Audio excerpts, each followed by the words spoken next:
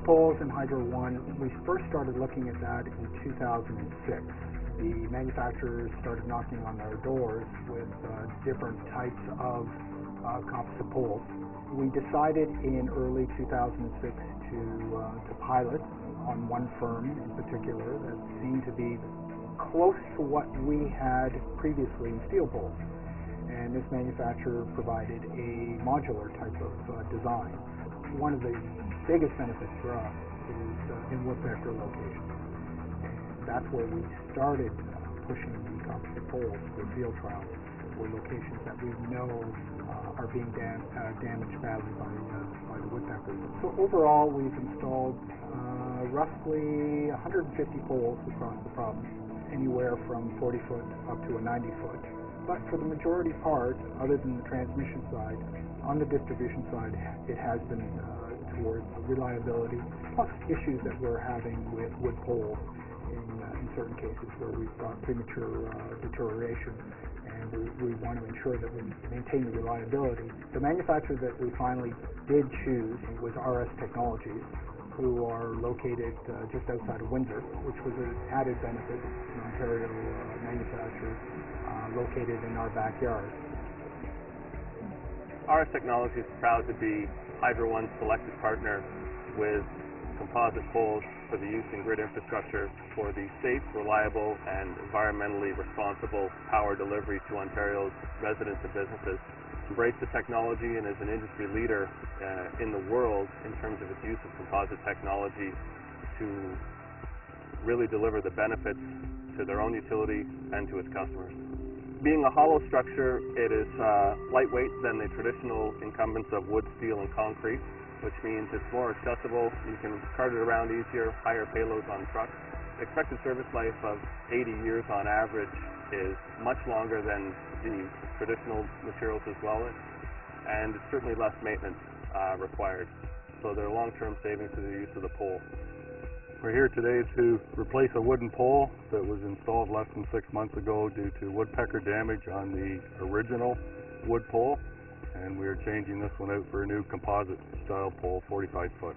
This location is optimal for a composite style pole due to the damage by woodpeckers, as well as a fairly swamped area.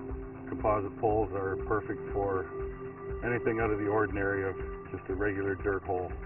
Zone 3A has a large woodpecker damage through it, the Minden area and the Peterborough area. A lot to do with a lot of areas for the woodpeckers to house in, and they like using our poles to house in as well. If we can eliminate woodpecker damage on poles like this, if we can eliminate any kind of decay, then that will increase any life expectancy of a pole 50 to 100 years, I guess. So we brought the pole over yesterday and put it together yesterday, and it was nice for the fact that we could trailer it over in a telescopic position, so it's shortened up to just the bottom position, and all the other cylinders are inside and bolted, so you could transport it as one, and it was only 30 feet long. So that was good, so we didn't have to worry about having a long load permit for a 90-foot wood pole, etc. It was easy to get in. We're going to run into positions where we're going to have a difficult time accessing certain locations if we're going to be setting these composite poles or even a wood pole. So in that factor, it was very good for trailing wise. Weight-wise, it weighs in around 900 kilograms, and a comparable 90-foot wood pole is approximately 2,700 kilograms. So the weight difference is substantial, and that'll help for equipment again. You won't have to have the bigger equipment for setting it, and accessibility to putting it in the hole should be easier. Driving it at the balance point will be better, etc. It wasn't bad to set up, actually. It took about an hour, and it was just a matter of pulling the sections out of the bottom piece, bringing them out, and then replacing them into the overlap on the bottom. Each piece overlaps. So you use a hoist system and just bring it up. There's 2 points here where you would put in a little latching device here, and then you'd have a hoist between the 2 points on either side and pull it together, and then it brought this cylinder over top of the existing one that you had here. There's a viewpoint there that you can see for your location that was the minimum point you had to be. And once you were to that location and it was snug fit here, you were set. And then you pre-drilled a couple holes here and put a blind nut that you thread this nut into on either side, and that's what holds them together.